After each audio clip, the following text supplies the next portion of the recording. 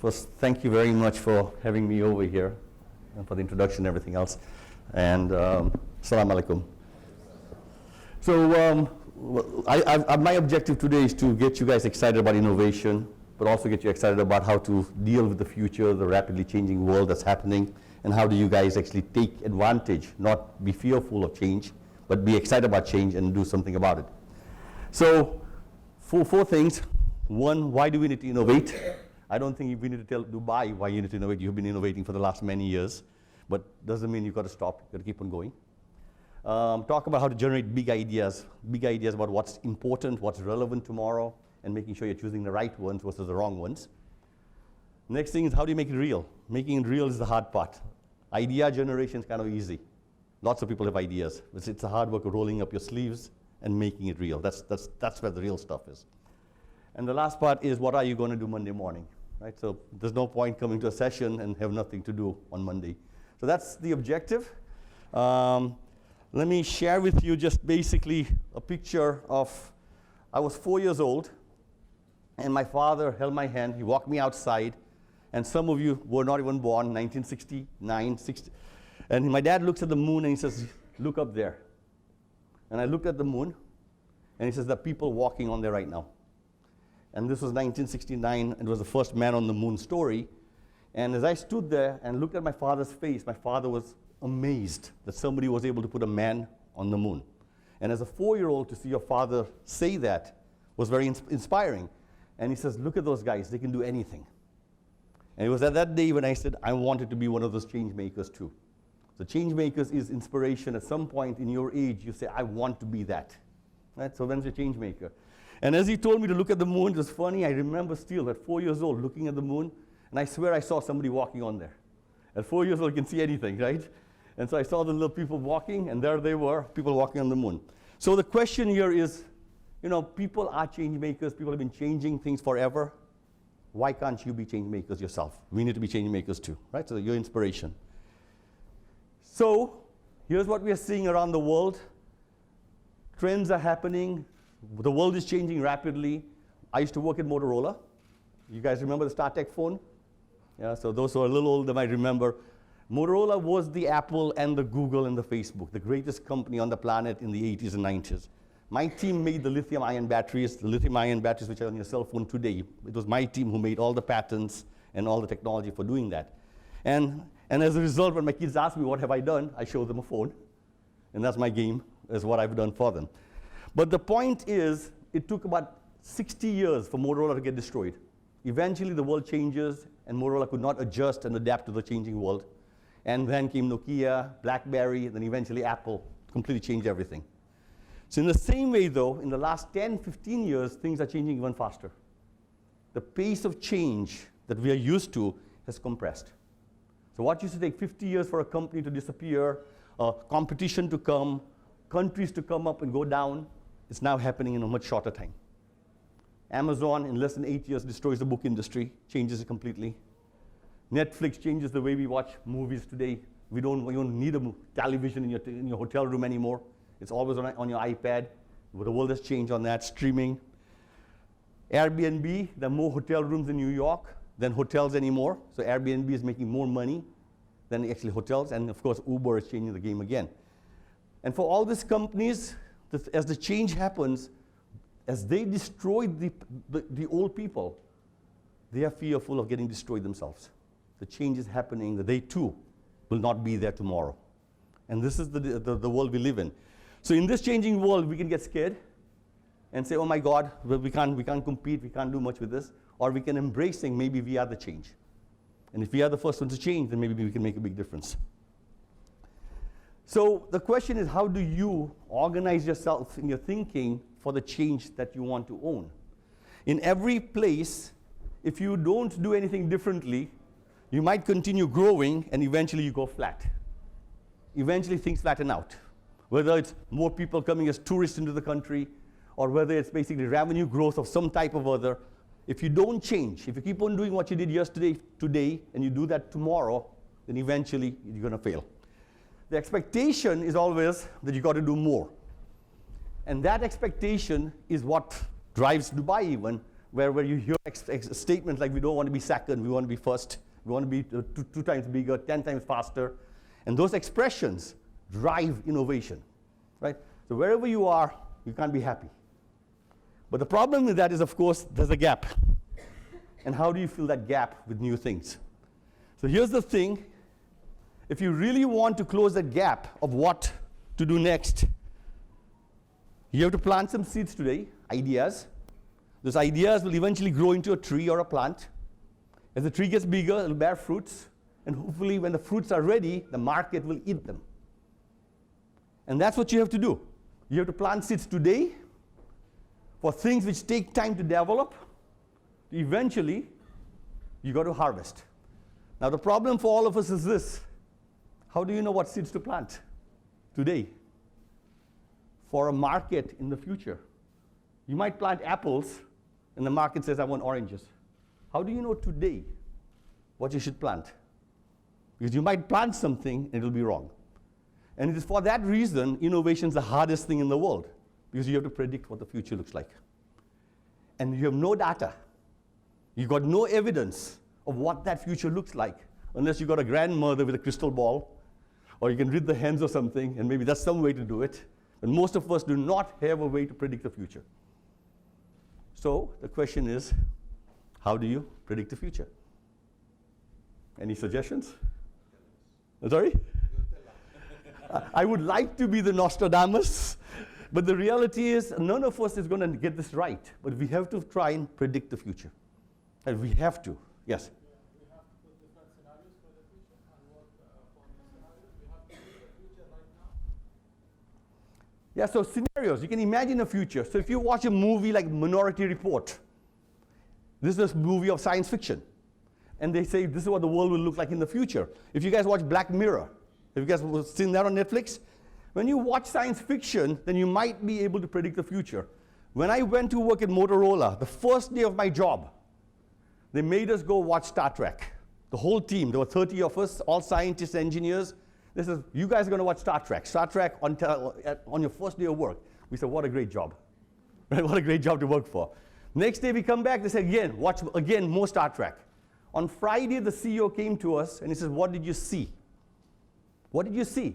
And we said, well, we saw the doors which are opening by themselves. We saw they had this type of things. And like, great, what can we do with that? Now let me just tell you the story of Motorola. Remember the Star Trek? That opening thing? That was the communicator. In Star Trek, the movie, in order to talk, you had to open this thing. Opening came out of Star Trek.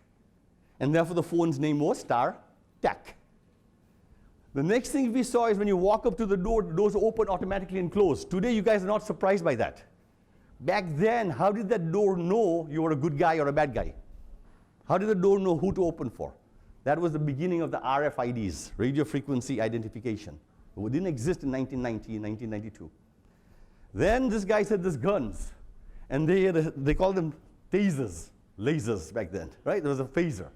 And it says, oh, that guy is not a bad guy, put your gun on, stun. This was the first time guns were made which didn't kill people. Guns which would just stun people. It was already imagined in Star Trek. And we had a choice to make it real. And they had other things in there from the big screens, where they would talk to somebody on a big screen and say, message coming from planet Jupiter. And the guy from Jupiter would look kind of strange. And the guy would speak in English. Captain Kirk would speak in English. The guy would speak back. What was that? First video conferencing. That was happening in Star Trek. And the guy spoke in one language. It went from voice to digital to language translation, back into the other language. The guy spoke his own language, comes back to you in your language. All that was imagined. So science fiction is not a bad way to see the future. So if you're not reading science fiction, read science fiction. If you're not watching movies, go watch the movies. That's one way to do it.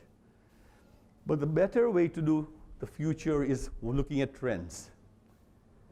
In order for you to know which seeds to plant today, and to have the patience and persistence to do this kind of things, and to make sure your harvest is big enough, you got to nail question number one, what seeds to plant? And you got to look at the trends. Trends tell you what the world looks like.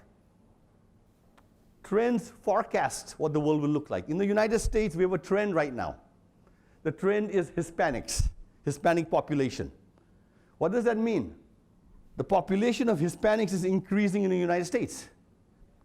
Therefore, if you're going to open a restaurant in the United States, and you make a restaurant out of, let's say, food from England versus food with rice and beans from South America, which one is a better idea? The trend tells you, make rice and beans. So trends forecast what's going to happen. In 1990, the Japanese were making robots. You might remember those robots. They were little robots, they had faces. These robots would walk around, they would fall down. They were really, really bad robots. Who was making them? Sony, Toyota, and Honda. Why were they making robots in 1990? What did they know about the future? And what they knew, that in Japan there was an aging population. The population was going to get older and older by 2015, and there were no kids over there because the women were not getting married. And because women were not getting married, there would be no children, not so many children. And old people, elder people need love, somebody to take care of them. And they also have zero immigration. To go to Japan, there are no immigrants at all over there. So who's going to take care of those older people? And that was what Toyota and Honda said, we can't make a better car. We got to make robots to take care of older people. And today, those robots are about to come to the world, and there'll be one in every house, and maybe at $50,000, and that'll be the next $1 trillion economy, robots in every house. But they knew that in 1990, about something that's going to happen in 2020. You need to know the trends, right?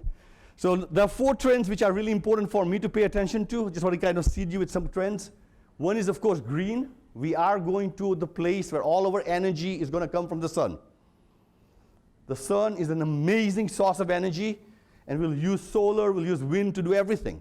But along with green will also come the end of plastics. We are about to enter a huge thing where plastics are going to begin to disappear.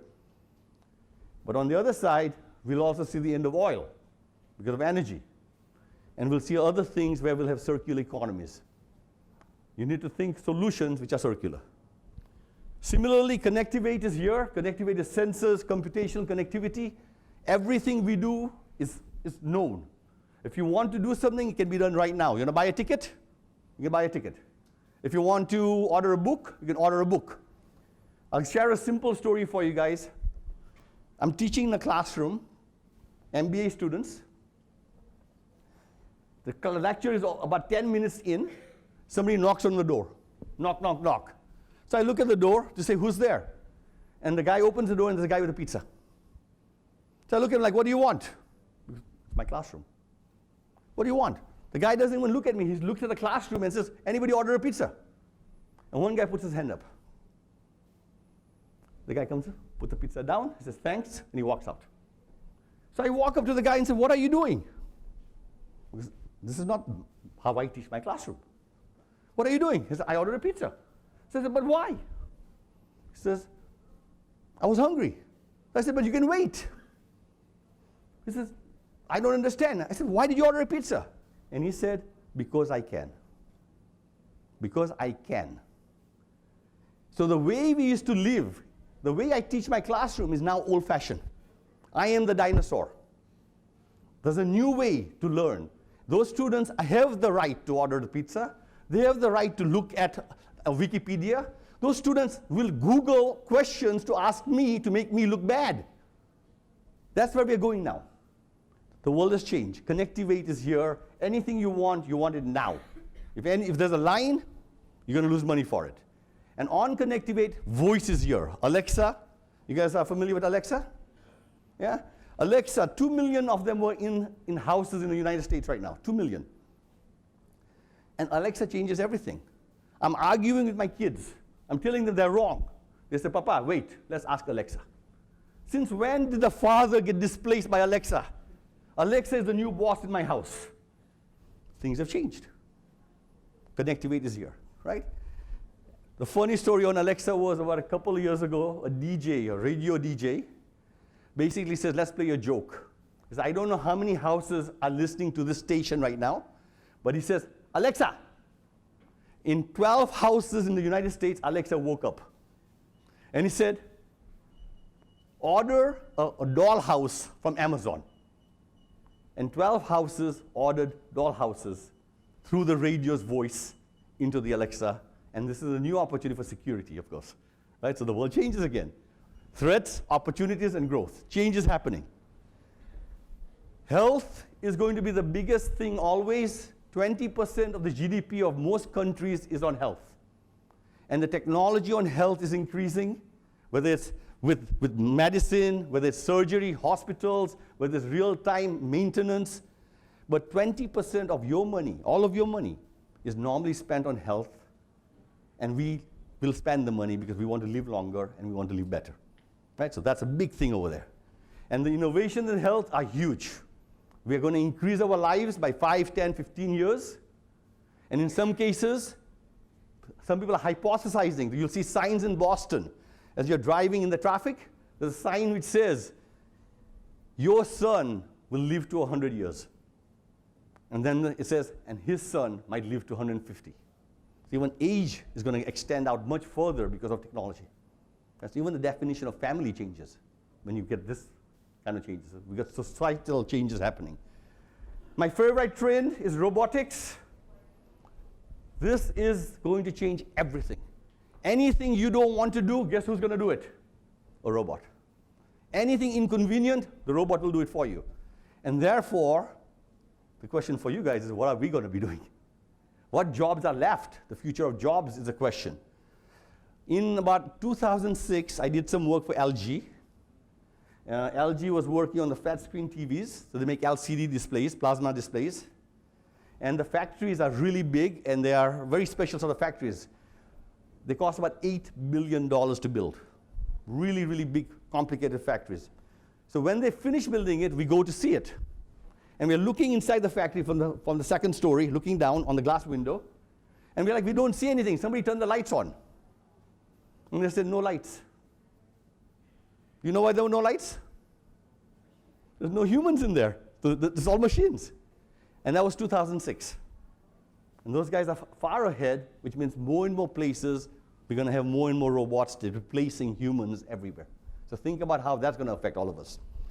These are trends. If you can see those trends and look into the future 20 years out, you can see a world of robotics. You can see a world of people living longer. You can see a world where people are basically thinking about recycling renewables.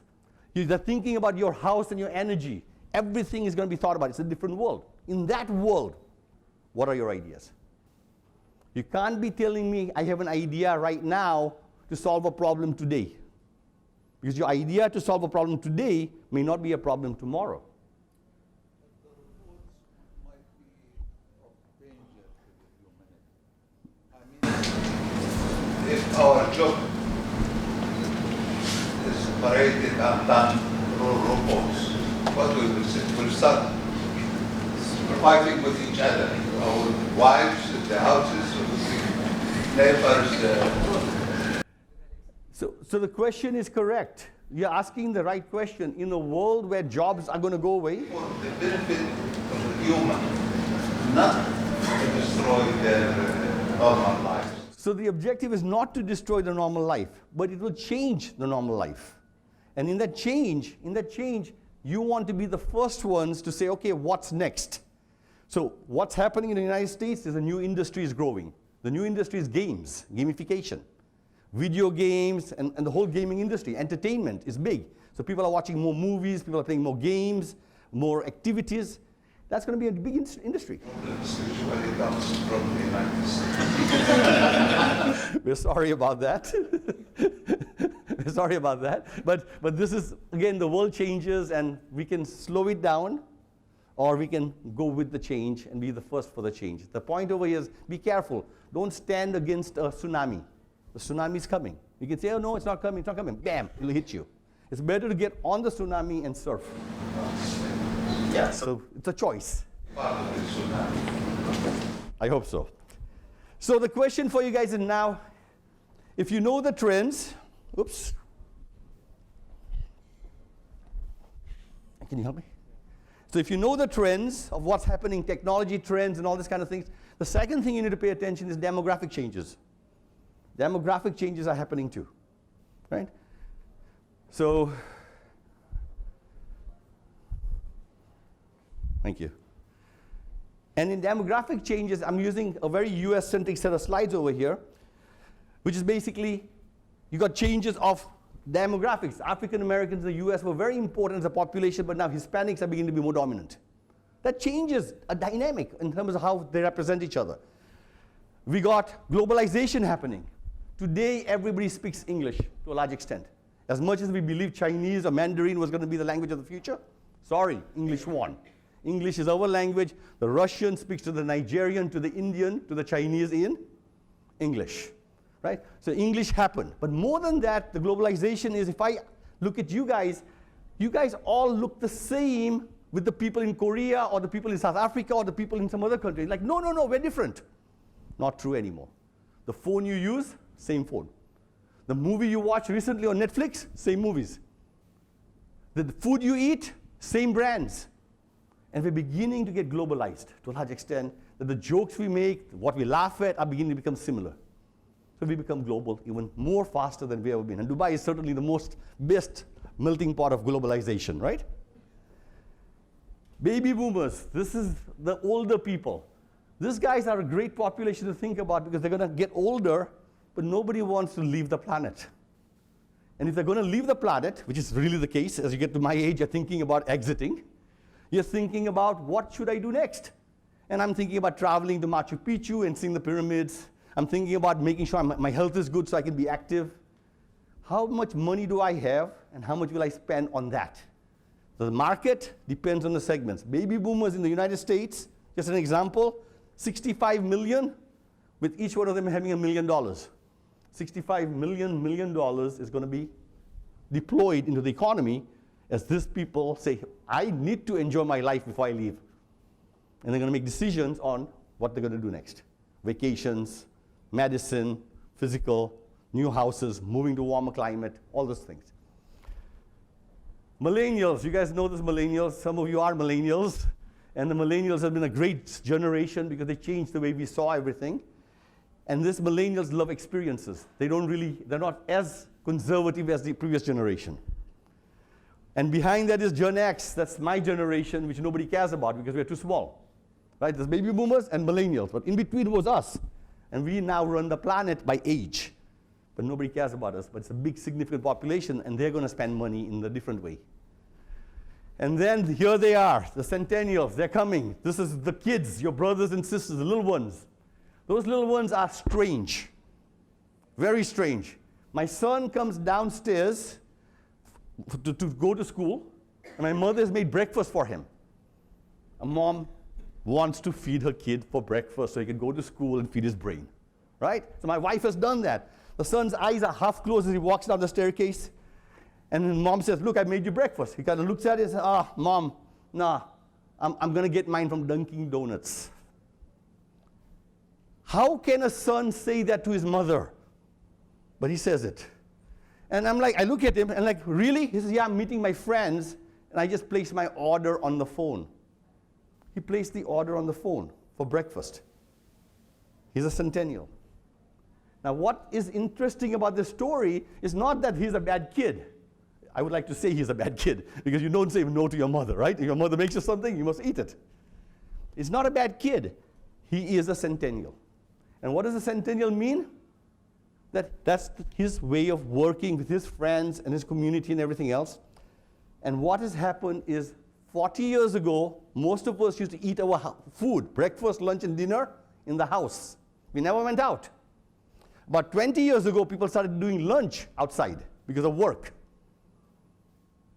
Now, breakfast has left the room. Breakfast is no longer in your house anymore. Change has come. I'm sorry? Dinner as well. Dinner's gone. Dinner is gone. There's no more dinner anymore. The lunch, dinner is out, and breakfast has moved out of your kitchen.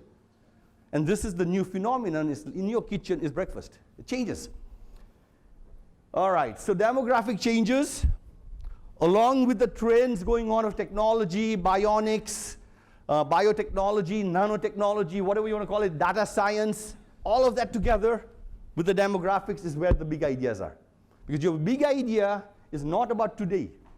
Your big idea has to be about tomorrow. the tomorrow problem, the problem of tomorrow with a solution for tomorrow, not today. Otherwise, it's not called innovation, it's just problem solving for current customers. It's not going to be a breakthrough. So how do you imagine the future? Trends, demographic changes. Put them together and you might be able to see what the world looks like. In that world, what are the problems? Okay? So where do you get your big ideas from? Everybody wants a big idea, right? We all think about it and you think about a big idea. You have heard of the guy who was driving to work and said, oh yeah, I was driving to work and I had a big idea. Or I was having breakfast and I took the napkin, I wrote my idea on a napkin. I was taking a shower and my big idea came. You heard of those guys? The geniuses?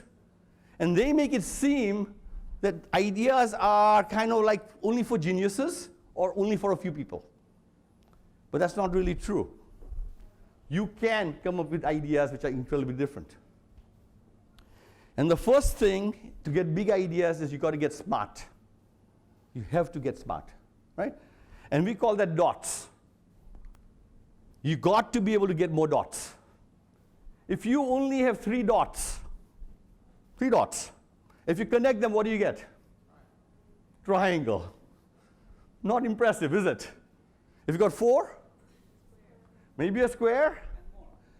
When you had 5, it's getting better. 6, 7, 8, now it's more interesting. In Boston, we have a lot of city lights. So lots of lights in the city at night. So when you look at the sky, you can't see a lot of stars. I tell my son, one day we are walking and I see Orion. I don't know if you guys are familiar with Orion. Orion is this warrior. He stands like this, he's got his arm like that.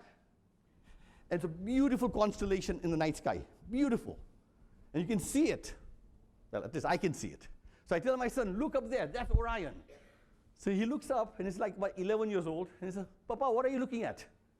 I see the moon, I see a star, I see the aeroplane moving. But I don't see it. So I said, the 3 bells, can you not see the 3 bells? No, Papa, what are you looking at? So then I took him to Arizona, which is very much like Dubai in the desert. In the night, no lights, and we are camping. And we look up, and then I get excited, I can see it. I said, Nirvan, look, over there, that's Orion.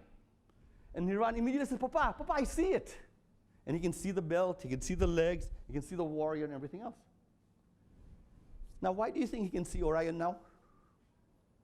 Because there are more dots. So if you only have 3 dots in your head, what are you going to come up with? Just a triangle. And the point over here is those with more dots will be able to make more pictures. And this is why all our great-great-grandfathers in all societies around the world, when they look at the night sky, they saw bears, and they saw lions, and they saw dragons, and they saw amazing things. But our kids, the one in Boston anyway, will only see a triangle. Poor guys, right? But the point over here is if you want to get more ideas, better ideas than other people, you need more dots and better dots than other people. Where do you get dots from then? And the way you get dots is you can go to school, you can do research, you can talk to other people, you can travel around the world, you can talk to people who are different than you. You have to talk to people who are different than you. If you talk to 2 people who are the same, what kind of dots do you get? The same. So engineers sitting with engineers, same dots. Engineers with marketing, interesting. Engineering and marketing with a customer, even more interesting. Engineer with a market and a customer from another country, wow, that's different. And so the more dots you get, the more likely the picture you will make is going to be different than somebody else's. So otherwise, your picture will look exactly the same, right? So the question for you guys is, can you go get more dots? Should you get more dots? All right, so let's go get more dots is the first thing. Yeah. You can't get imagination without a starting point of dots. Of course, you'll fill gaps in, but that imagination was fed by previous education, which was always dots. Of course. Now you got dots, and this is the second part of innovation, is you got to connect the dots. If you have 4 dots, what do you get? A square. If I ask you, do it again, but I want it different than the first one. Okay, you can make 2 triangles. Beautiful, it's different than the first one. I say, okay, do it again, but different than the first 2 times. Maybe 4 triangles. Okay, no, don't, come on, be creative. Now. Give me something more. Do it again. 4 lines. A circle. She says circle. Why did she do a circle? Because before that, you guys were all doing straight lines. Why were you doing straight lines? Because you are all educated in the same way at the beginning. So your answers are using the same knowledge. Straight lines. Circle is now breaking the rules. By doing it again and again and again, you begin, at the beginning point is to follow the rules. Then eventually you have to break the rules. And when you break the rules, you come up with something different. And then if I ask you to do it again, when flower, better, do it again. And when you do it again and again, at some point, not only do you just break the rules, now you start making the rules. And when you make the rules, you're coming up with something great. So the thing about innovation is if you want to generate a great idea, the great idea doesn't come the first time you connect the dots. Because if you connect it the first time, it's going to be the same as everybody else's. A boring square. Right? And that's what you all came up with.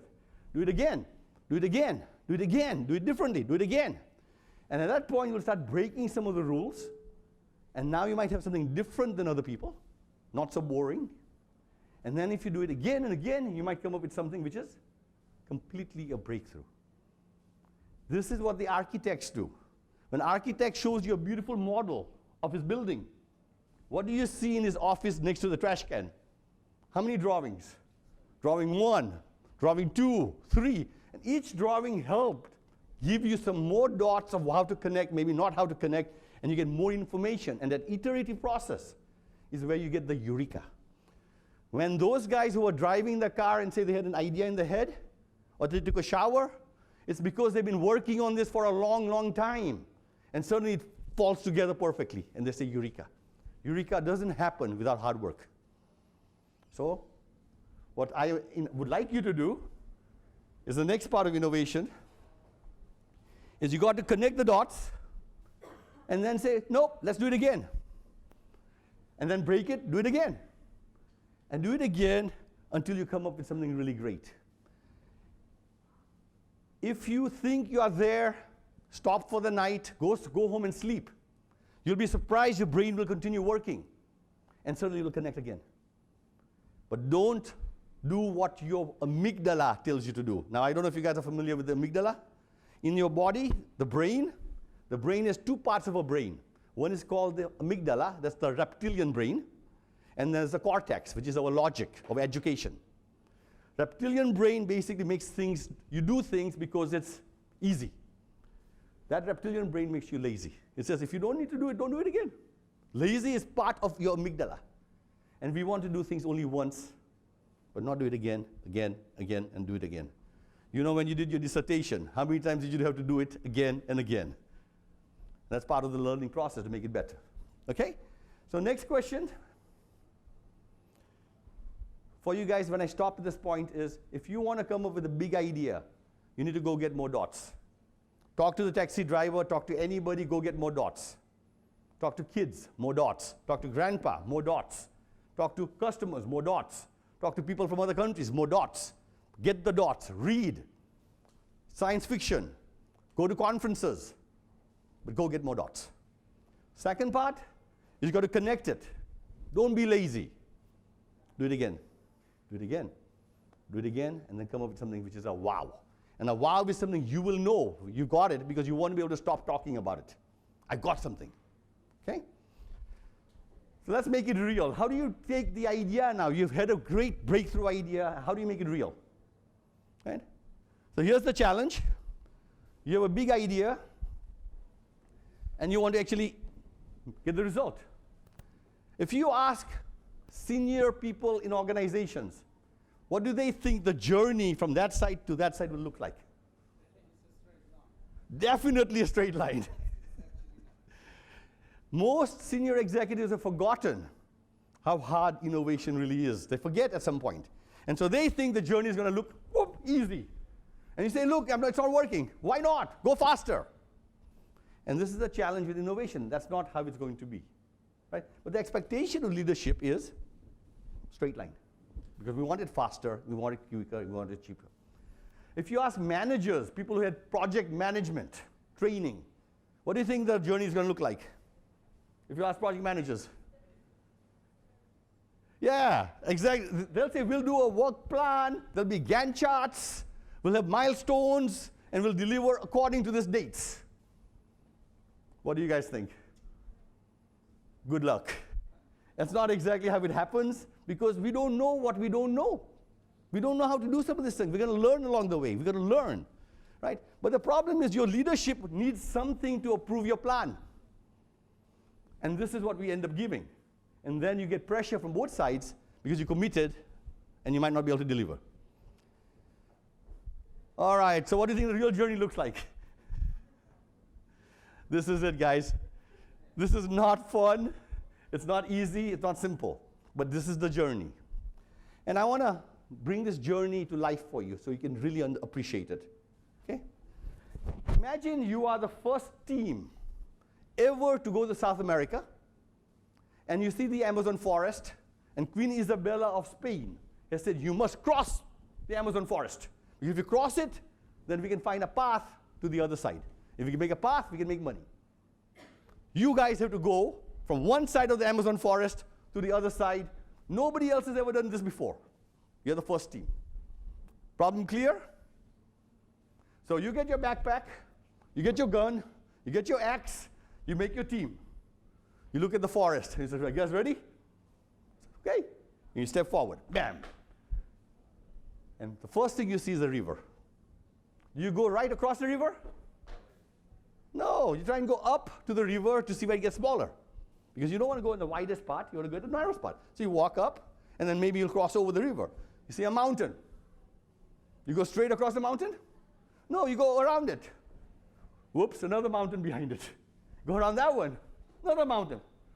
Now you go back, you go back, you go back, and you're going to go the other way. And maybe now you find a way to get across the mountain. And then you see a valley. But this is very extreme case, you know. Not all journeys you cross It's a story to capture, to make you to understand it. It may not be as crazy as the Amazon. It may not be as crazy as putting a man on the moon. But innovation is a journey that no person has taken before. So there is no map. There's no road map. So they can't give you a map and say, here's the map, follow this recipe. You have to figure it out yourself for the first time. And you're going to make mistakes. You'll go this way because you have to make a decision. And then you find it's a wrong decision. So then you come back. But you're not dumb for making that decision. You learned. You learned one thing to do something different. You see this road map, you will be very disappointed and you say, I will never reach there, and I better remain in the first. I understand. Up and down is sometimes easy, sometimes difficult, but not like this. So the thing is, you're allowed to. The main message which I'm trying to convey is the innovation journey does not have a roadmap. So you will make wrong turns, and when you make a wrong turn, it's okay. You had to make the decision to find out it was wrong. We call that learning. We don't call that a failure. And that's the main part of the message is you got to make decisions even if it's wrong decisions.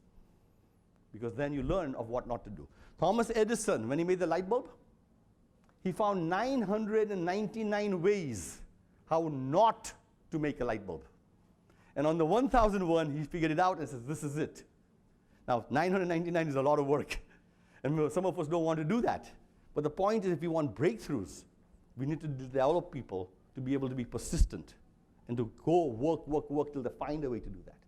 Right? So that's the point, is how do we get more people trained to do experiment, iteration, like scientists, like entrepreneurs, and how do we get that into more people? Train more people to do that. And I think you can increase everybody's capacity to do more of this.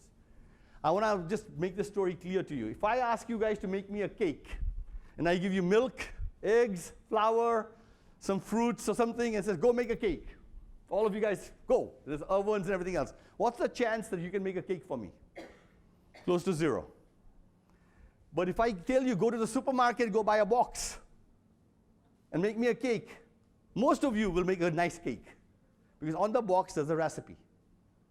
On the recipe, it just says, if you come over here, go this way. And eventually, as in this journey, the team who goes second, there's a recipe that the first team will give to the second team. Don't go this way, go this way. Don't go this way, go this way. And as a result of it, the journey slowly begins to be a straight line the second time, the third time.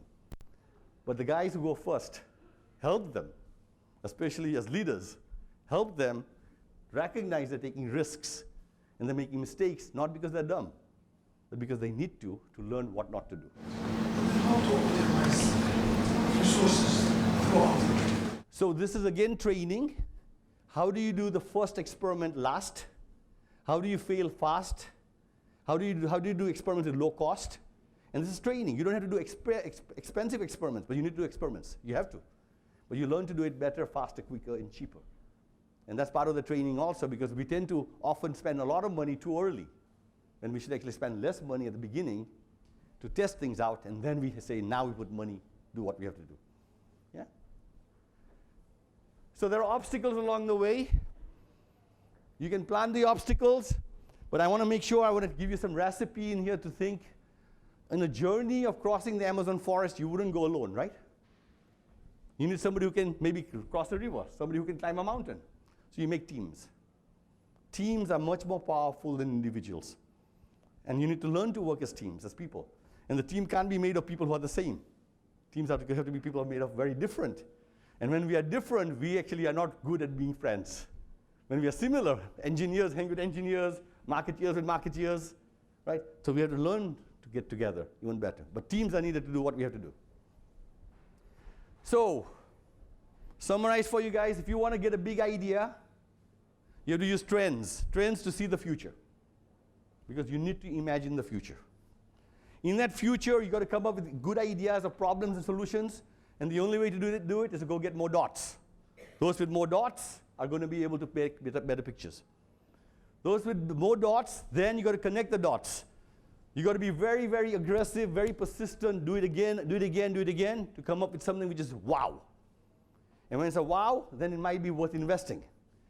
And then you've got to go on the journey of making it real. And the journey is not a straight line. It's a journey of experimenting and iterating. And in there, you've got to be careful about resource allocation. You've got to be supportive as leaders as people go down this journey. And if you keep on pushing and nudging, in 1962, John F. Kennedy said, put a man on the moon. He's not a scientist, not an engineer. He just says, we've got to put a man on the moon because the Russians are ahead. In 1969, 7 years later, they put a man on the moon. That's an impossible thing to do. But as long as you've put your mind to it, human beings are amazing. We just got to choose, we got to focus, we got to be patient and persistent, and we can solve any problem. We're quite amazing as human beings in doing that. Sorry about that. Okay? How much time do I have? 15 more minutes? Okay.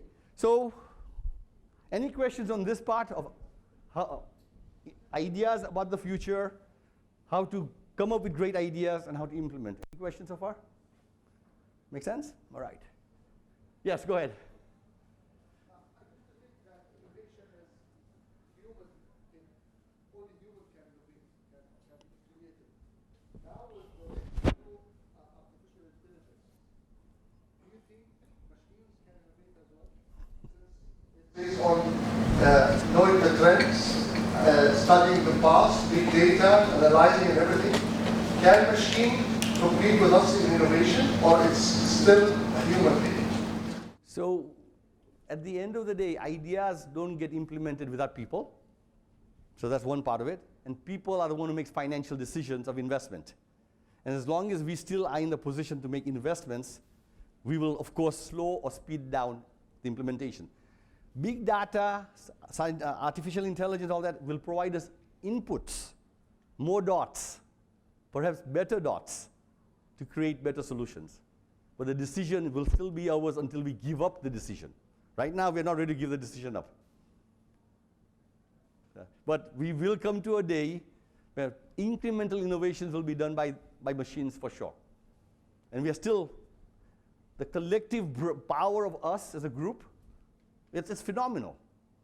The amount of wisdom in this room right now is at least 200, 300 years of experience of all kinds of things. The robots have not seen that yet. Machines have not seen that yet. How I interact with my mother, how you interact with your neighbor. Those are still being learned. But they are learning fast. They're getting fast. Yeah. I would embrace the change. I would not resist it, but consider it as an input right now. Yeah? All right, let's see Monday morning. What should you do Monday morning? Sorry, Sunday morning, excuse me. Maybe Monday is a bad day. Sunday is a bad day to get started always, to warm you up, okay? But Sunday morning, thank you. So you guys as leaders, you got to think and act differently. And those who like soccer, this is a soccer analogy. If you look at the soccer players, these are the best soccer players on the planet. What do you see? Their faces, the ball. Their eyes are not looking at the ball, right? So they're playing soccer, the ball is there. But they're doing something. The heads are looking at something. What are they looking for? They're looking for goals. What else? They're looking for competition. Where is the competition? What else? Opportunity to pass to somebody else. And obstacles. So the best soccer players are looking around to create opportunities and avoid issues. Now, why don't they lose the ball in the feet? They're still running full speed. The ball is still following them as they run around. How does the ball stay on the feet? Experience? Talent? Anticipation, control. So this is the point, guys. You have two choices to be a leader. First, the ball on your feet cannot be lost. You're playing soccer, you're running around. If the ball goes away and you're looking around, you're off the team, right? So you got to keep the ball on your feet. And the way you keep the ball on the feet is you have a system. A system is 1, 2, 3, look down, make an adjustment. 1, 2, 3, look down, make an adjustment. 1, 2, 3, look around. 4, adjust. And there's a system. All of you who are in business, by this time you should have a system on how to run your day business. A system that first thing in the morning, I'm going to check about what are the issues, what are the emails, what are the topics I need to worry about, what are the KPIs I should be managing. And once you know that system, you should not be spending the whole day managing your day business. Now you should be spending the rest of the time looking around for what's next and what if and what else. Looking for partners. And that's what makes you a great, great soccer player. And that's what makes you a great leader. A great leader has a system to manage what's going on in the current business and spends a lot of time looking around. The CEO of Sony, every meeting he has with his leadership team, he will ask about how's the business, what are the issues, and then one agenda item called innovation. And he spends half the time on the current business and half the time talking about what's next. Just by putting it in a staff meeting, now it cascades into the organization. What he is saying is a leader must spend at least half his time or her time looking around for what's next and what if. Guys, that's who we want to be. That's what we want to do in business. We want to be the great leaders. A manager, and I want to warn you about managers now. A manager is great in working in your company because they will do things on time and on budget. That's what managers do. Tell me what to do. When is it due? How much money? Now do it. Look at me. I did it on time and budget. Well done. But if you want to be a leader, you got to be a manager, on time, on budget, and what's next, and what if, and what else. Now you have a leader. And the choice is yours again, and it's hard to be a leader, because leader is all about guessing what to do. Guessing. And sometimes it's wrong. But you're okay, because you try so many things that on average, 4 times you fail, but 1 time you succeed, but your succeed is big. Statistically, you're a winner, like in basketball and any other game. All right, second, this is your job as leaders if you're senior. We tell our people that this is our strategy. And what our strategy is, we must do that and we must not do any other thing. Strategy is doing what we agree upon, correct? So there's a sandbox. I'm sure all of you are, some of you are parents. You take your kids to the playground and you put them in that box. And the kids are playing. And one of your kids gets out of the sandbox. Sandbox is what you have to stay in. So what do you do when your kid gets out of the sandbox? You go up to the kid and say, don't do that. And you put the kid back in the sandbox, right? And the kid does it again. What do? You say, don't do that again. And you might talk a little firmly, a little bit more seriously, a little bit more firmly. Get back in the box. And the kid does it one more time. Now what do? So you stop the kid and you might use some hard language, and if nobody's watching, you might even say, don't do that. You shouldn't do that, okay? You might even spank the kids, get back in the box. Now in your company, if somebody does that, somebody who does get out of the sandbox, what do you do to that person? First time, it's not your job. Second time, why are you still doing that? A warning. I can see that. A strict warning. The third time, maybe it's bye-bye, right? And by doing this, what are you doing to your child? You're limiting the child and you're limiting his creativity and his opportunities. This kid over here says, I see the swing, and the swing is a great opportunity. Let me go play on the swing. And the kid is curious. The kid is looking for new things to do. And the parent says, no, no, no, no. And eventually the kid grows up and it gets used to just following the rules. And when you follow the rules, you're not going to come up with anything new. You basically put that person in a good law-abiding, rule-following type of system. Not illegal, but rule-following, right? And then one day, you decide to do innovation and say, let's do innovation in our company. And this kid who kept on coming out has been fired already. He's gone. And now you've got people like him in the box. This box boy is now 11 years old. He never left the box. And you ask that boy, hey, go play on the swing. What's he going to say? No.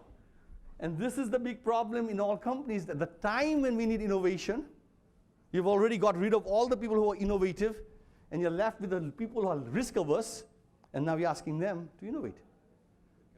They cannot. So your job as senior people is create time and space for people to experiment and get out and try things. If you don't do that, you're going to struggle. Number 3. See these 3 crazy guys? If they came to your company with a resume, I want a job, and they dress the way they dress, and they look the way they do, would you give these guys a job? Yes? No? Most of the companies will say, no way. Right? These are the weirdos. Albert Einstein, boy, he had bad hair. Right? Gandhi, he wore funny clothes. Right? That young man at the bottom, he did things that you don't want your children to do. Right? That's who is that? It's the Beatles, right? So these guys are the ones who change the world. These are the guys who got different dots than all of us. Do you have people like that in your company, in your organization? Do you go get a coffee once a week with them just to listen to them and see what crazy stuff they are saying? Because these crazy people have crazy ideas. And guess what? They changed the world. And they did. Such people cannot survive in the government. I think you're right. Yeah, so I think you're right. Yeah, I think you're right. But our objective as a group is, can we increase our tolerance for this sort of people? Can we train our people and give them time and space to be a little bit more like this? And therefore, we got creativity and flexibility and all that. So I'm being provocative by going extreme. But I just say, can we do more? Right? Now, these are the Koreans. I love the Koreans because I've worked with them for many years. And Dubai feels that way too to me also in the way you guys act. I made the plan for BJ Koo, who was the CEO of LG, for his flat panel display factory, $8 billion. And it would take 18 months to build it. That was the plan.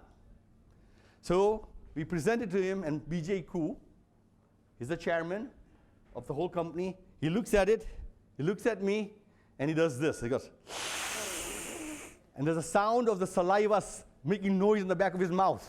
It's a Korean thing. When you hear that, it means nothing good is going to happen now. And he says, Hاتيندرا, really? 18 months? Can you do it faster? So I said, no, we thought about it, we planned everything, we did everything. So he says, go home, take your team, you got 2 more days, come back. And we went away for 2 days, quite confident we couldn't change anything. And then we start thinking, how can we do something different? And we come back and we got a plan to do it in 12 months. Now we are fearful that why did we submit an 18-month plan and now we got a 12-month plan? They should fire us, right? They should fire us for coming up with this new thing. But he forced us to think differently. And therefore we came with an answer, we presented to him. And he looks at it and he goes, again he does the same thing. And I'm like, oh, we're in trouble. He said, I told the board already that we can do it in 8 months. Can you do it in 8 months? Go away. Come back in a couple of days. Tell me if you can do it in 8 months.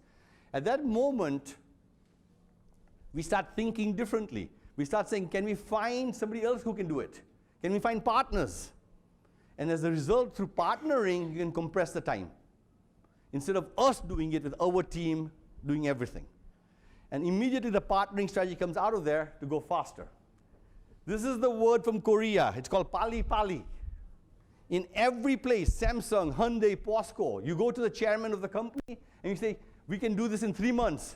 And they go, guys, no, pali pali. Pali pali means fast, fast, fast, fast. And all Koreans have been trained to go fast, fast. You see them walking, they walk fast because they know you have to go fast, fast. And the culture has changed because the leaders are driving pali pali. Pali pali. And that pali pali culture has got a country which is very small, South Korea, to act as if it's 3 times bigger and 3 times faster. Pali pali. Innovation is all about speed. I want to make sure you guys understand that. It's not about the right idea. It's not about implementation. It's implementing fast. Because you want to go faster than other people. Pali pali. If there's one message you have today, go home and say pali pali. And you guys have learned a lot from this conversation. So with that, let me just wrap it up. You guys, as leaders, you need to look around for what else, what if, the soccer players. Remember the soccer players. All right? Remember your employees. They work in a sandbox. Job descriptions, they're limited. Give them time and space to do things which is different. Or you'll only have the bad players left afterwards when you want to do innovation. Embrace differences. People who are different, we will give you different ideas. People who are different will look at the problem in a new and different way. Think different people. And last, urgency, pali pali. And when you put pali pali together, put a man on the moon in 7 years, build me a factory in 8 months, we think differently. We don't like it when we're in the project. It feels painful and stressful. But our creativity goes 3-4 times higher because under that, our brain works faster. And our brain sparks, and we see things. With that, thank you very much, and keep dreaming.